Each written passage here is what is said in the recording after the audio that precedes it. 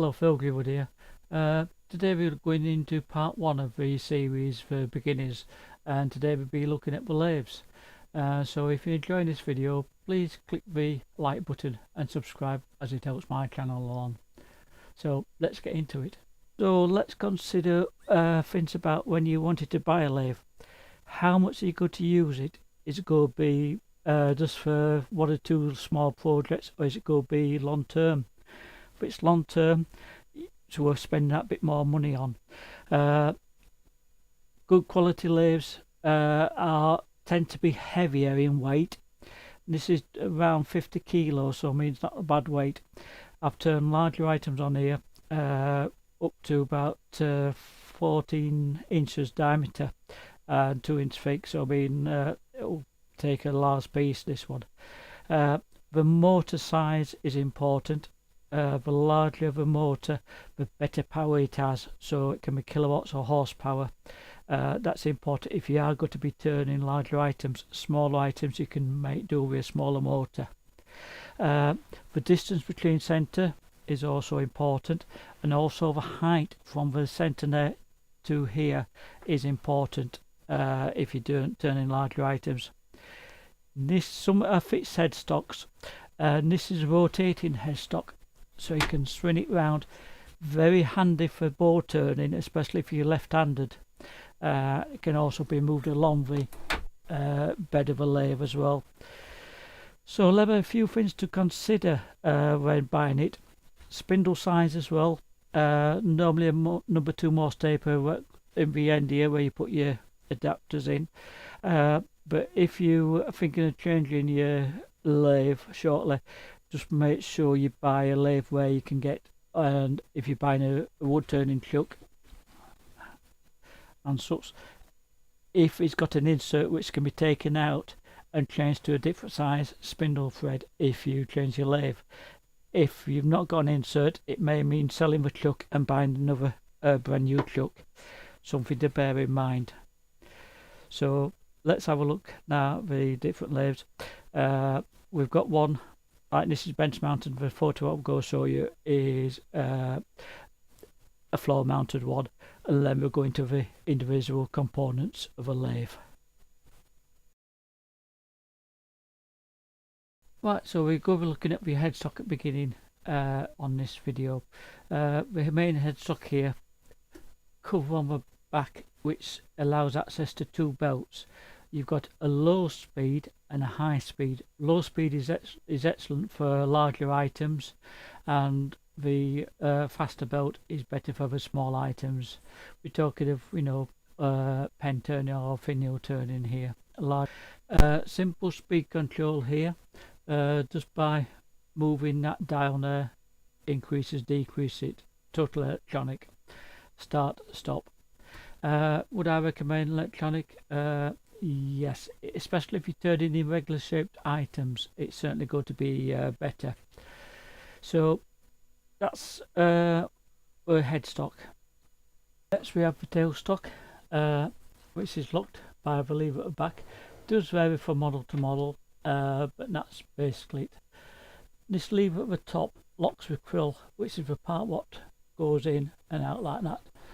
And as you see, it extends the quill at the back, and then just lock it off, and that stops it from moving backwards or vibrating.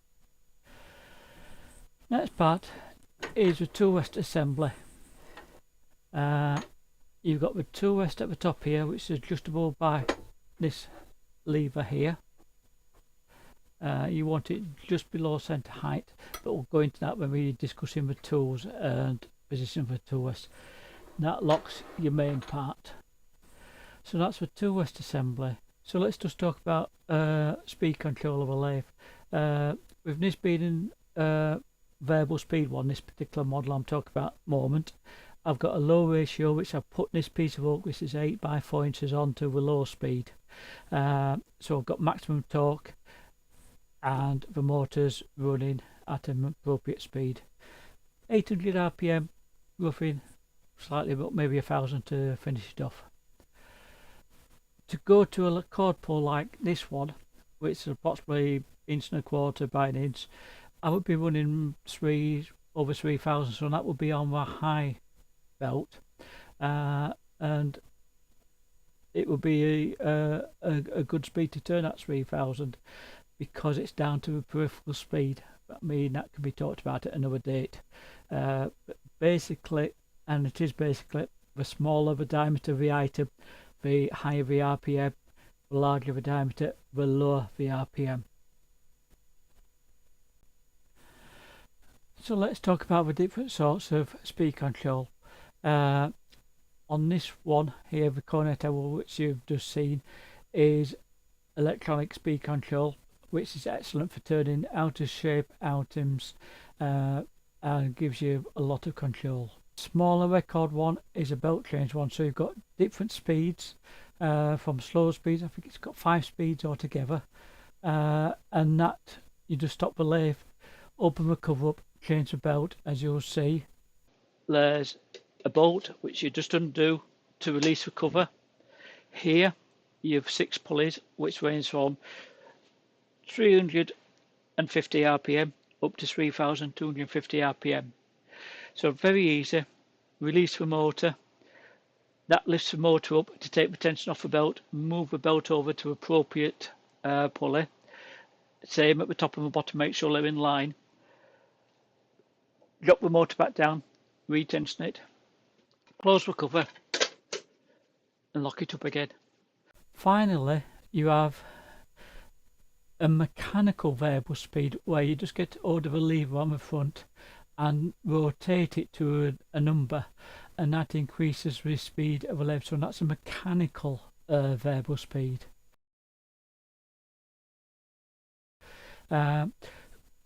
Good, cheaper than an electronic one, but you've also got to make sure that when you stop the lathe and leave it, that you return it to the number 1 position. Otherwise you'll find it very hard to start when you switch the lathe back on the next time you want to use the lathe.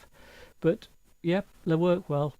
So a lot of it depends on how much money you want to spend on the speed control, and is it adequate for now, or are you looking to use it long term and for a long time, which in that case you'd be better spending that slight bit more money and getting the best lathe you can afford, which will last you a lot longer. So thanks for watching this video. The next part will be part 2 of this series, which will be the tools, the different ones we use for spindle and faceplate turning, and how to use them and how to sharpen them. So look forward to seeing you. Thank you.